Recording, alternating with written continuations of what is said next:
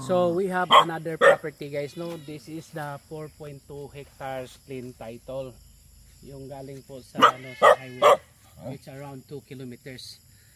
Ito, the price was first the price was 100 pesos per square meter. Then the owner changed his mind. He suddenly asked for 2.5 last December. Now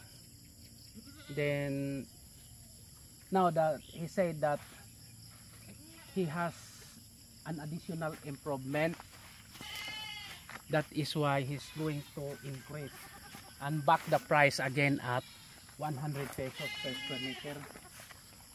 So maganda na to guys, kasi malaki naman talaga ang kwan. May mga video tayo dito, pero ito ang sinabi niya, may additional improvement na siya. May mga kambing na, at saka may kaming mga baka. So there are coming additional livestock. So ito po yung improvement na niya.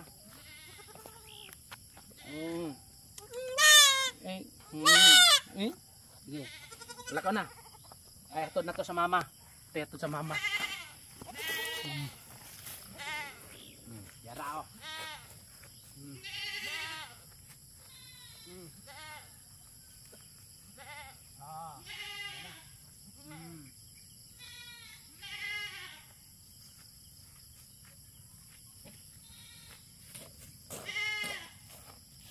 So sorry po sa mga nagsabi na gusto sanang bumili noon na presyo na 2.5, pero actually guys, kung ito man yung kadalasan mangyari sa akin, pag may mga may-ari talaga na biglang mag down ang presyo, kung yan talaga, kailangan alert tayo para mabili natin agad na sa ganung halaga. Kasi ngayon may marami na siyang additional improvement. I-message ko na lang yung mga coming mga yung mga additional improvement niya.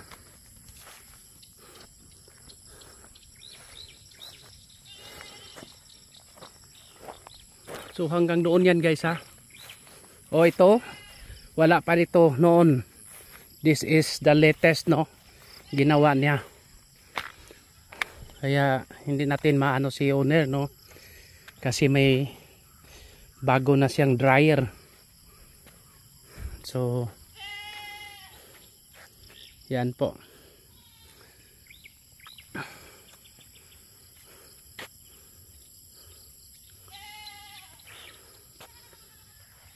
So the price is again 100 pesos per square meter. 100 pesos. Actually the zonal valuation guys, honestly, is 200 pesos per square meter. So mataas yung BIR, zonal valuation. So may mga equipment na siya. Kaya hindi natin maano si owner na medyo tumaas na ang kanyang property. Medyo malabong na, pero madali man lang to.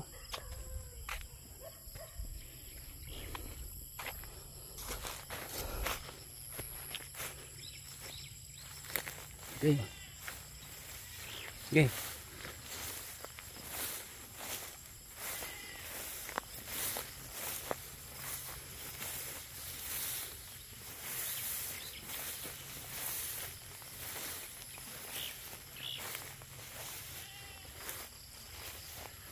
Pero may mga video tayo noon guys ha, nung hindi pa ganito kataas yung mga damo.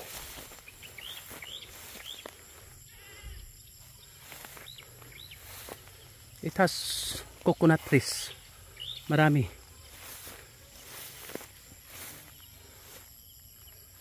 So I think no need to go far, no, may ano man tayo dito noon. This is ideal for farming talaga guys. Ideal for farming.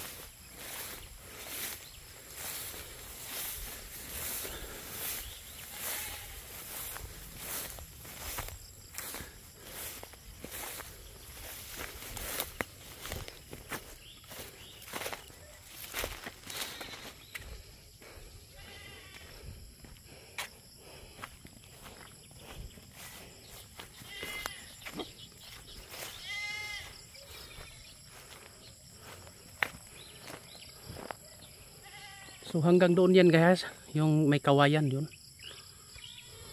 Yan. Hanggang doon yan.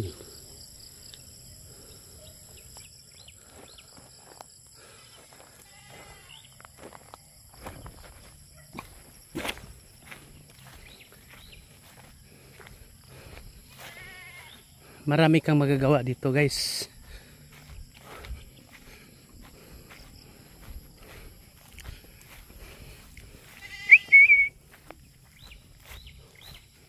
May mga chicken na rin siya. Ito. Pero hindi ka man mag ano guys kasi clean title man talaga to. Husband and wife. It's really a clean title. May ano siya oh. May compost pit.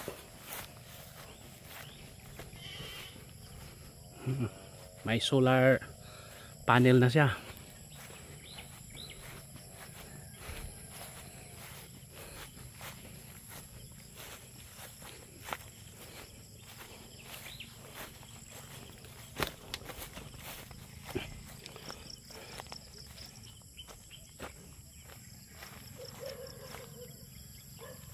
So, yun ang boundary oh.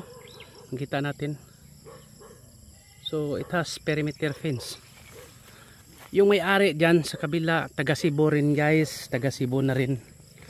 So, ito po yung deep well. So, walang problema. As for me, it's reasonable price pa rin. See? Second lot, no? May mga limo, no? Tikim tayo ng...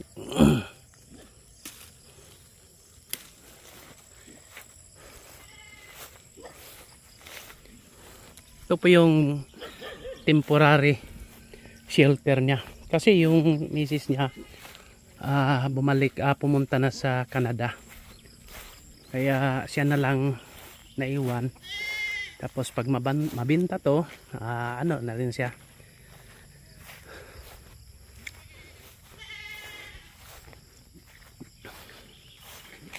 Okay.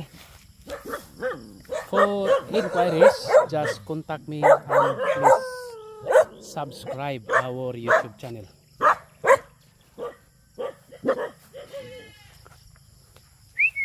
Bingo.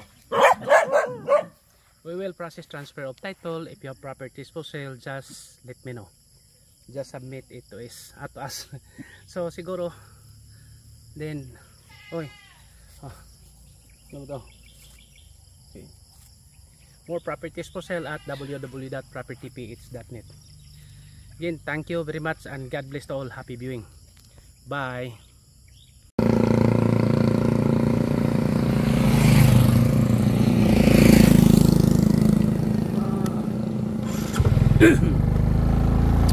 So now we're going to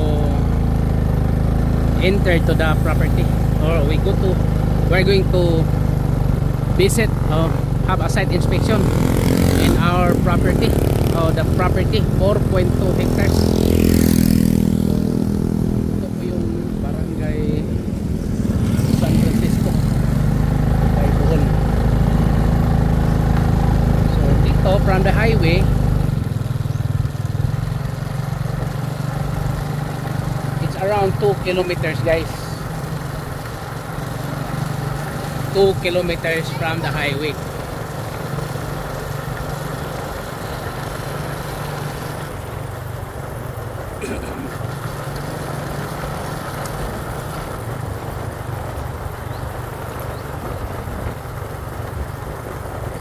So may mga ano dito, ASF,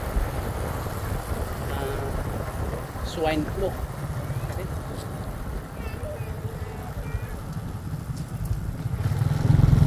may ano sa swine flu, African swine flu. May ito kung daanan mo papunta doon.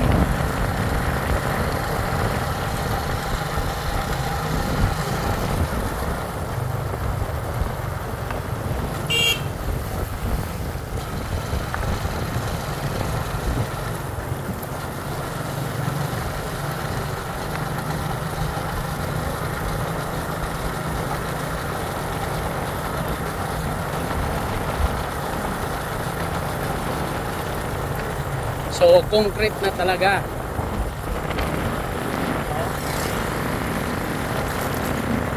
Pero pagdating natin dito guys, medyo lumiliit na yung kalsada, concrete pa rin.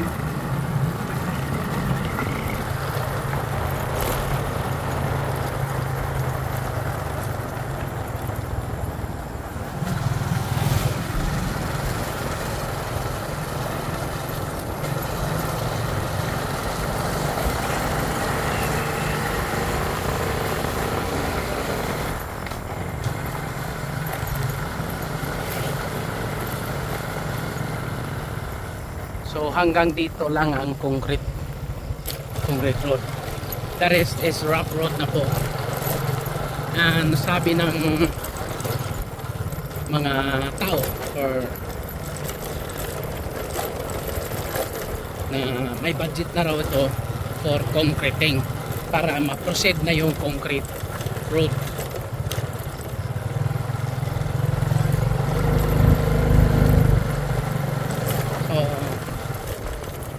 Ito ngayon guys, medyo hindi talaga maganda pa yung madaanan natin. So medyo inayos ng kaunti kasi noon hindi ako nakapasok. Hindi mag-ayos. So siguro for site inspection magdala kayo ng pick up car, wag yung auto.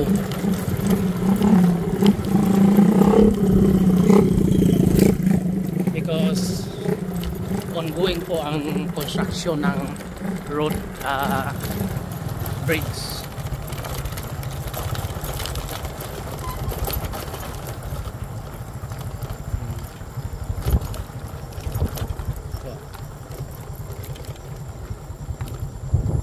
So inaayos na yung bridge guys. So ito po yun, no?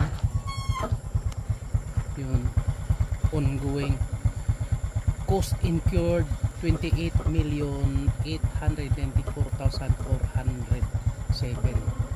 So ito po yun, contract cost pala 48. Ito pala.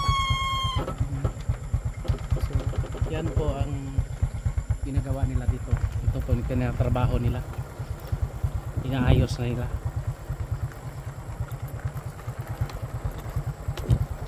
Kasi magbaha dito, kaya pinalaki nila yung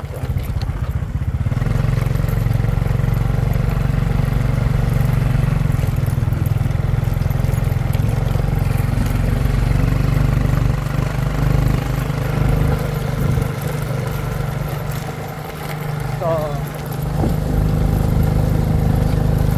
may budget na to because this is soon to become tourism road. May plano na dito guys, may plano na.